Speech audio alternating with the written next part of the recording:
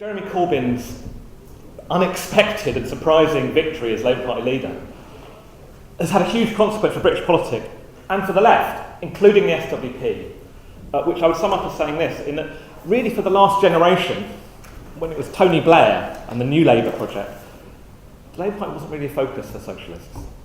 That's not true now. Huge numbers of people excited by Corbyn, excited by the fact that he calls himself a socialist, have flooded into the Labour Party, 200,000 maybe, and this process continues.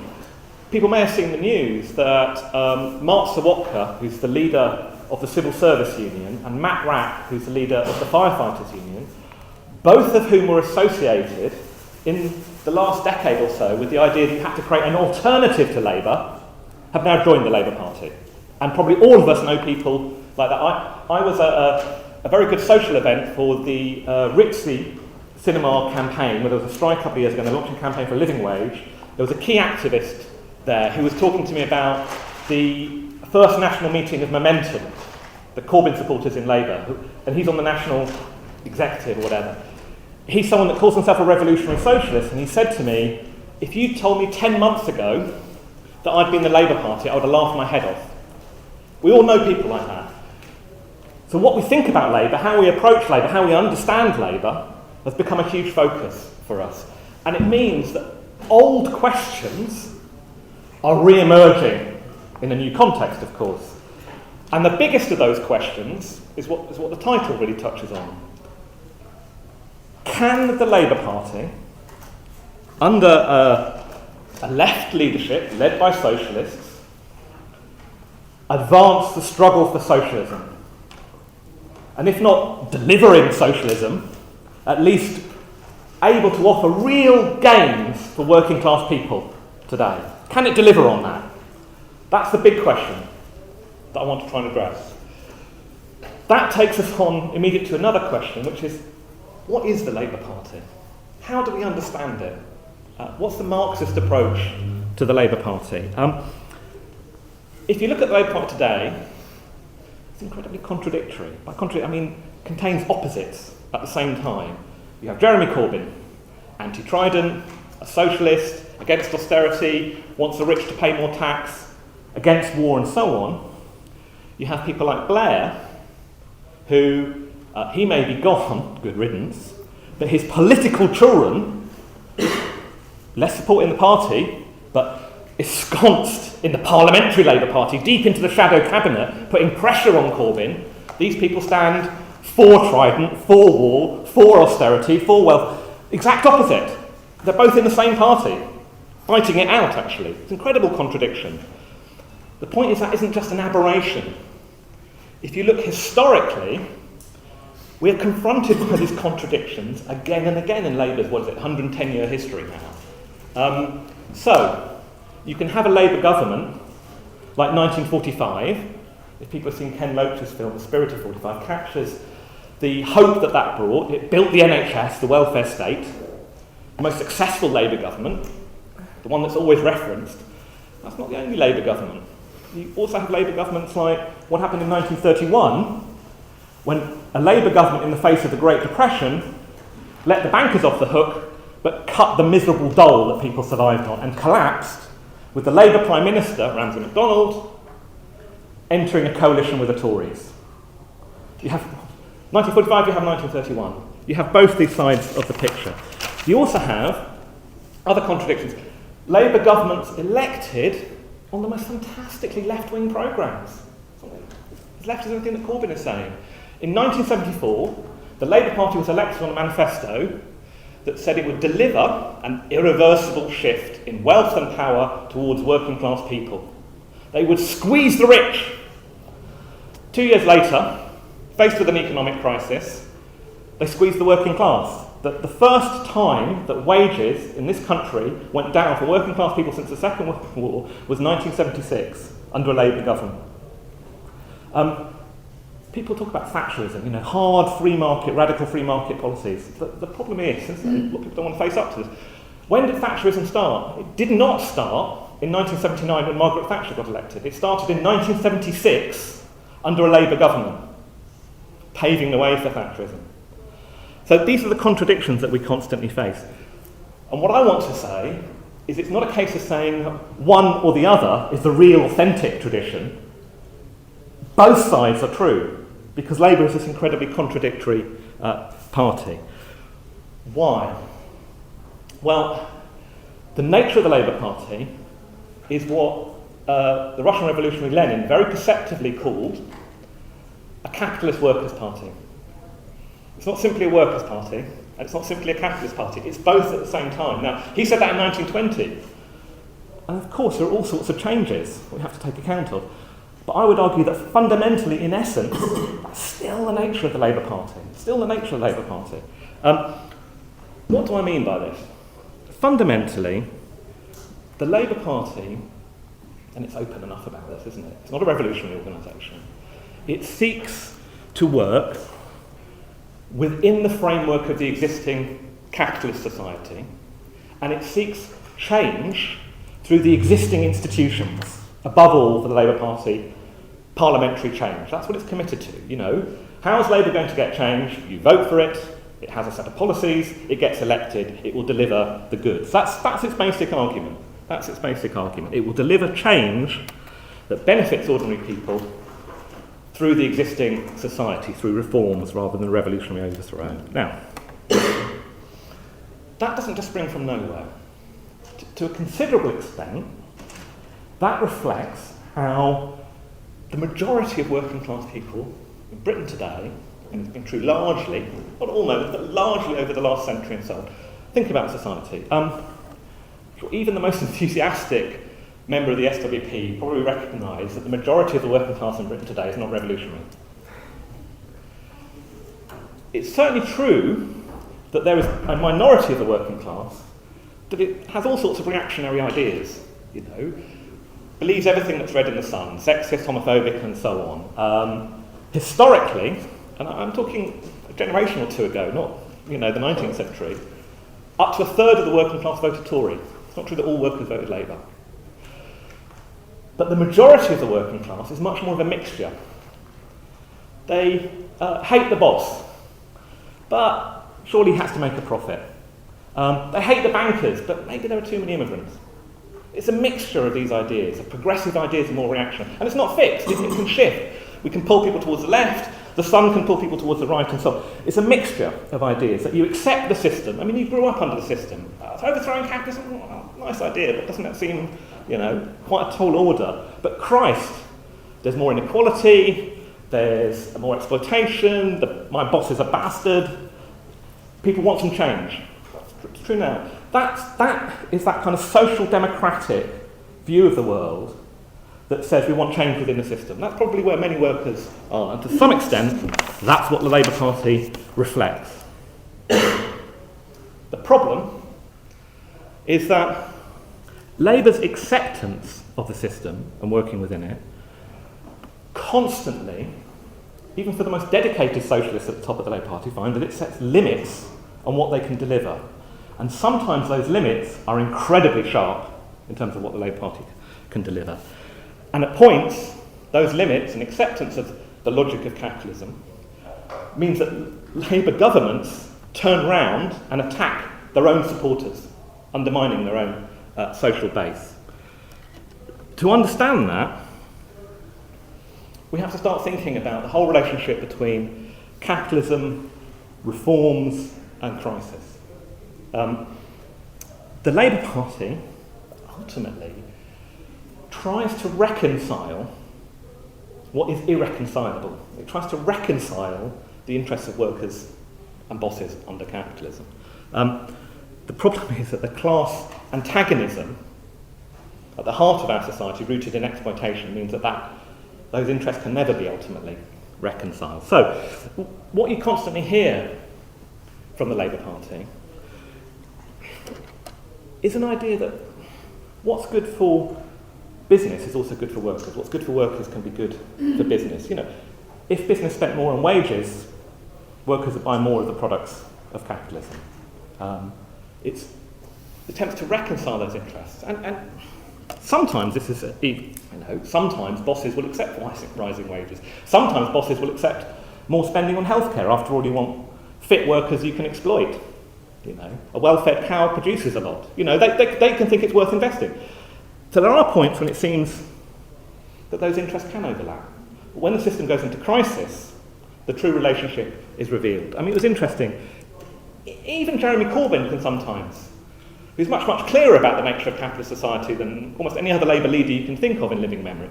But I noticed he gave a speech on Thursday to a business forum where he said, you may not like, this is to the business people about the Labour Party, you may not like what you see or what we do, but we are natural allies. In other words, we've both got an interest in the growth of the British economy because that's how wages will also rise and your profits will rise. The difficulty is that when capitalism is in crisis, in other words, when profits are under pressure, they constantly seek to squeeze the working class. What is austerity? It is trying to shift the burden of the economic crisis onto the shoulders of the working class through wage cuts, pension cuts, or what you sometimes call the social wage of public spending. This is exactly what's taking place. That contradiction reveals itself much more openly. Now, what we have to understand... See, I think sometimes when you hear some people talk about the Labour Party, who think it's the way forward, it's almost as if history is just this kind of buffet, that you can pick a 1945 government, we don't want to be a 1931, and it's just a question of subjective choice, willpower, commitment, ideology. Blair was right-wing, he didn't want that, but if we were committed to left-wing ideas, we could go back to 1945. The problem is, what decides whether a 1945 government, or one that cuts a dole, is historical circumstances, much more powerful than simple willpower. If the system is in crisis, it cannot deliver those gains. Those gains can only be gained through class confrontation, through sort of much more radical resistance. They won't be handed down from above. And the difficulty is, when the system is in crisis, when capitalism is intransigent about not giving reforms, in fact, when we hear people talk about reforms, it often means some kind of more of the market, more outsourcing, more privatisation, neoliberal reform, taking back what we won in the past. Faced with that intransigence, there's a simple problem, which is that parliamentary majorities are not powerful enough to overcome that resistance. In theory, the kind of liberal democratic theory that governs our society, Parliament is sovereign. Parliament can make laws, can make rules, and whether you're an individual or the biggest company in the land, you are subject to those rules. That's the theory. In practice, this is not what happens at all. In practice, Parliament is like this little oasis of democracy in this ocean of vast unelected powers, governed by unelected hierarchies, subject to the logic of profit. Firstly, most obviously, big business itself, capital. We all know this. Formally we all have a vote, don't we? We can vote once every 5 years. I have a vote. Actually, Rupert Murdoch doesn't have a vote because he's an American citizen now. Right? The head of Tesco's has a vote, and so on. When you get to work, which is the thing that probably you spend most of your time doing, and it's certainly the wage you get paid and how tired, has a huge impact on everything you do from leisure to your family life and so on. This is the most determinant thing in your life. It's not a democracy, where we all sit down on a Monday morning and decide what to do. You are told what to do. It's an unelected hierarchy, run not simply for the boss's whim, but to make a profit. And those people make the decisions about investment, production, how much people are paid, how many people are employed, and so on. Huge social power. It's also true that the state itself is much more than Parliament. The senior judges, the senior civil, not the people who work in your local job centre, the mandarins at the top, the state planners who take decisions, the senior police figures, the senior military figures, the people who run the secret service. The state machine itself is also not a democracy. It's run as an unelected hierarchy, and in the last instance, it depends to pay for its soldiers and resources and its influence in the world on those profits that are being extracted from workers. Their interests are the balance sheet of the company, or at least the balance sheet of UK PLC. And they will, faced with a parliamentary government that challenges their ability to make a profit, they will either seek to bend or break that government. And here, you don't have to know all of the history of previous Labour governments, although it's very useful to know that, and we all need to relearn some of these things because it's become much more important to debate. But you just have to look at Greece in the last 12 months to see this put to a test, right? It's like a historical laboratory for the argument about can reformism work. A radical... Syriza didn't say they were going to use socialism. What they said was going to stop austerity. A radical anti-austerity government elected to huge enthusiasm, I'm sure shared by everybody in this room, rightly so, right? People wanted change. Within 9 months, it's broken by, in this instance, by particularly the big powers in the European Union, switching off the flow of money that sustained the Greek banks. If you kill banks in a modern economy, you effectively kill that economy, and blackmailed Syriza and broke them. So, faced with that democratic mandate, Syriza and people like Varoufakis, but we've got a mandate. They were quite right. These people did not respect democracy in any sense and acted to break them. And this is the history of Labour governments that's all changed in the past. So we have to confront this. And what Tony Blair represented in many ways was someone who said, well, if you can't beat them, join them. When Labour governments try to challenge things, especially in an era of crisis, your governments get broken. So why not just find out what big business wants and give it to them? What Jeremy Corbyn represents is a rebellion against that idea that Labour should be simply about accepting the dictates of neoliberalism and big business. The Labour Party, in other words, both expresses at times the kind of class feeling that we want a better deal under capitalism of workers, but it constantly seeks to contain and curb that. It does so at the same time. That's the contradiction. Now, how long have I got there? 5 minutes. 5 minutes. Now, there was a civil war brewing inside the Labour Party, more or less open at the top, with those people, if you like, who want to stress that Labour has to accept the dictates of the system, trying to put pressure on people like Jeremy Corbyn, who want to give some expression to that class feeling. And they want to pressurise him to retreat from his programme, and they're biding their time, in my view, to think about sabotaging, and if they could get away with it, especially if he loses elections and so on, trying to overthrow him. This is the battle. One very, very important thing we have to say, and we're not neutral in that battle, we're with Corbyn against the bloody Blairites and these people who are pro-war and so on. He's right to say he opposes Trident and so on. The key to his survival will not be seeking party unity with the warmongers like Hilary Benn. It will not be tactically retreating from his programme to compromise, because what inspired people was that sense of a rebellion against war, austerity and racism. The key to his survival will be the level of struggle. It will be the re-emergence of movements. It's fantastic to see people protesting over Trident, the re-emergence of the nuclear movement. Things like the protest, the Summit to Racism protest around the solidarity of refugees. If the junior doctors won versus the Tory government, every worker in Britain would say, I didn't know we could do that. I didn't know you could win strikes. Perhaps we should have a go. That, more than anything else, that collective confidence is what would shift society to the left and actually be the best defence of Corbyn. It's when workers feel weak, isolated, powerless, when you're shouting at the television because you hate what's being said, but you think you're the only one. That's when you get pulled to accept, you can't really change things, you can't change. That's what will undermine Corbyn. So that actually, paradoxically, the key to Corbyn's survival is not the internal battle in the Labour Party, it's what happens on the picket line, it's what happens on the streets, it's what happens in communities when there are arguments against racism and for opposing austerity. That's crucial. But we want to go further in the end. We want to take that understanding and, if you like, generalise it to a level of theory and win people, maybe individuals, to a different vision of society, which we have to say, that if you want improvements for working class people in an era of crisis, they will not be handed down, they will have to be fought for. John MacDonald, the Shadow Chancellor, is quite right to say that all these tax avoiders should pay their tax. But to force these people really to pay their tax will require, in my view, massive class confrontation. Massive class confrontation. And actually, in those confrontations, something much more powerful that what's ultimately a talking shop in Parliament is required. It requires mobilisation through working class resistance, working class power. And this is the final thing I want to talk about. See, the fight for socialism.